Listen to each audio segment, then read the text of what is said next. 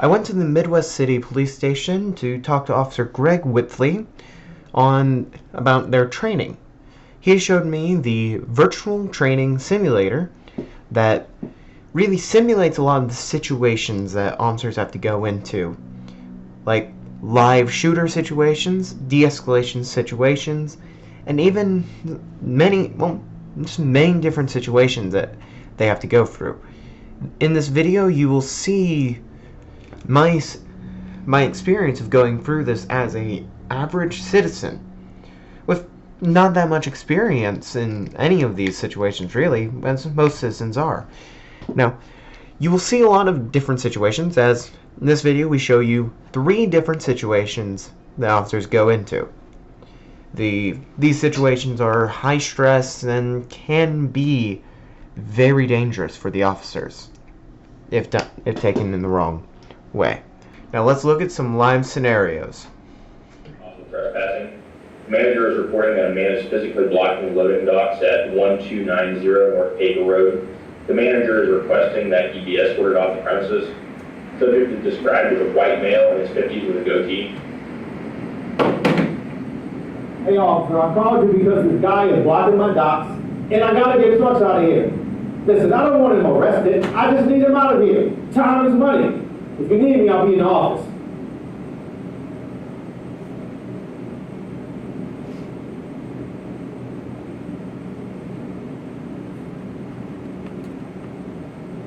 This isn't fair. This is my home. So, what's going on? Why are you blocking the loading docks?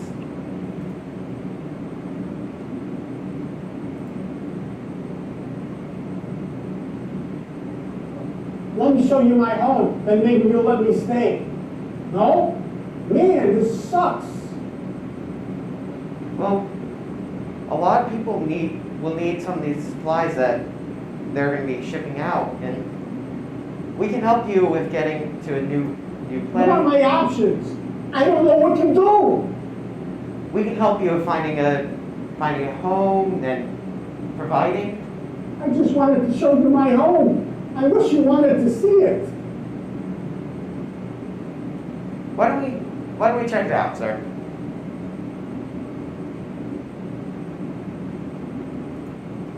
Are there any shelters or any other place I can go? Yes, sir, there is. We can take you to one.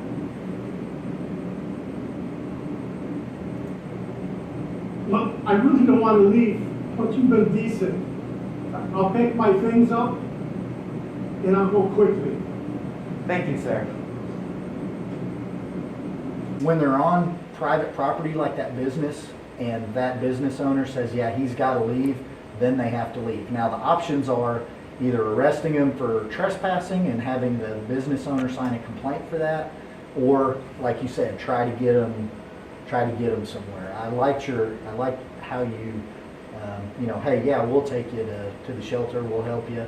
And that's a lot of what we do is we just try to talk to them and see what we can do to help them. Sometimes they're super aggressive and we can't do that, so you've got to be careful. So one of the officer safety issues I would point out to you is when you first got there and you started reaching in that box, man, he could have had anything in there, a gun, a knife. So if they do that, you've got to start thinking, okay, if this guy comes out with something, how am I going to react to it? Here's one scenario with 2 different outcomes. Okay, go on.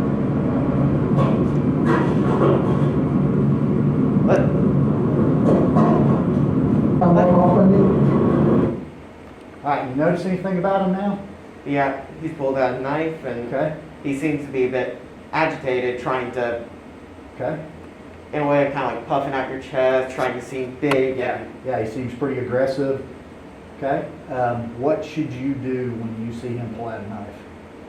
I should have the taser out and down to my So side. he's got a lethal weapon in his hand, and you're gonna have a less lethal.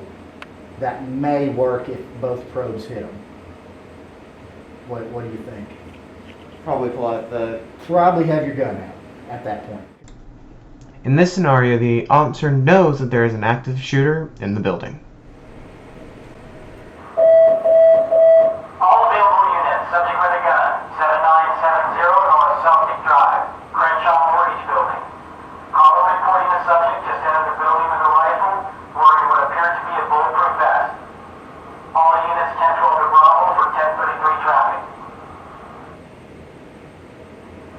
Okay, so what did dispatch just tell you?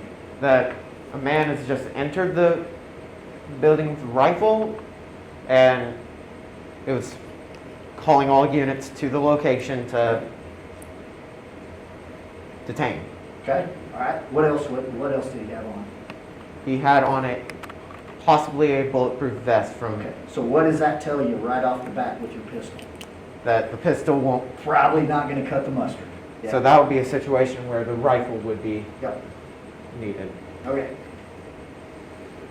Here we go.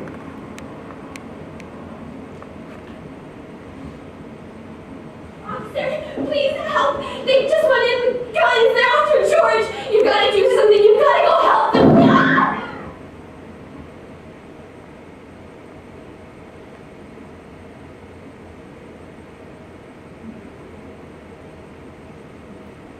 Hey, help me, please. Please help me.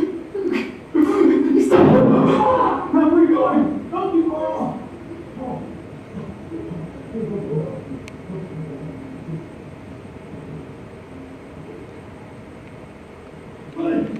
I'm sorry. I'll give it back to you. You can have anything.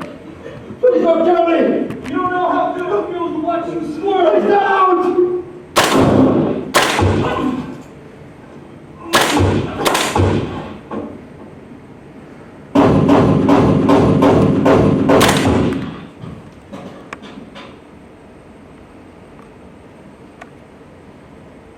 Okay. All right, put your rifle on safe. And go ahead and set it back in there. Surprise there. All right. So what'd you have there? I had a situation where multiple people at the time that when I walked in, I saw one person on the ground shot in the Okay. Okay. What did that first girl tell you? Do you remember? that. Remember that she said something about how they were in the building with guns shooting. Okay. What's the key word in that? They. They. Very good. She gave you a really important piece of information. There's more than one. Okay? All right, so then what happened? You walk in the building, you see the guy laying on the ground. What do you think you should have told that guy? Or should you have even spoken to him? I should have said something along the lines of, "Hold still. The paramedics will be here soon. Okay? To stay there.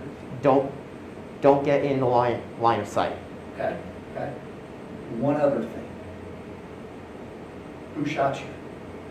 Okay. Okay? That way he might be able to give you a description. Okay? So then you kind of came around the corner, then what happened? I was hearing people yelling in Okay?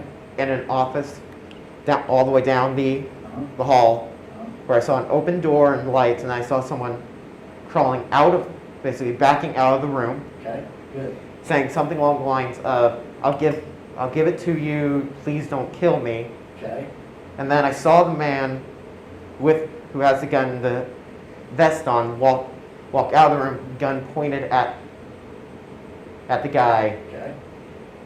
And at that point, that was when I raised the gun up, and Why'd you shoot that guy? he was aiming a rifle at the.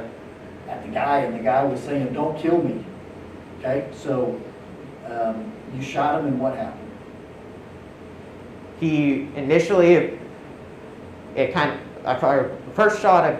I believe I might have either hit the vest or I missed, Okay? hitting the wall behind him. Then Okay? the second shot, I either hit him in the shoulder, knocking him back, so Okay. make him stumble, and then second shot, I'm pretty sure I might have hit a vital location with the second shot, bringing him to the ground. And once he was on the ground, and Do you where he remember was. how many times you shot at him? No, sir. Okay? Okay. Uh, Then what happened?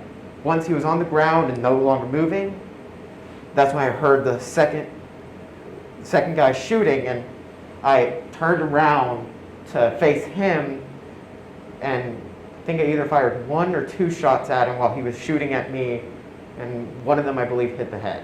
Okay, all right, well, good deal. All right, so it's funny what we can't remember under stress. You actually gave a pretty good account of what happened. So what happens is when you're under that type of stress, your body goes into fight or flight. I'm sure you've heard that in your biology classes. Well, it's going to start shutting down parts of your body that you don't need. Even in this training scenario, your hearing, you don't actually record everything that's being said. So she said they're in there, they're after George, they're shooting, they've got guns, something to that effect, okay? And then when that guy came out, the key sentence you said is that the guy crawling on his back said, "Don't kill me." That would be really important to justify it, you using lethal force against someone and being able to remember that for your report. Because at the end of the day, you're going to have to sit down and give an account of what happened and why you shot this guy, right? As you can see, officers have to make split-second decisions.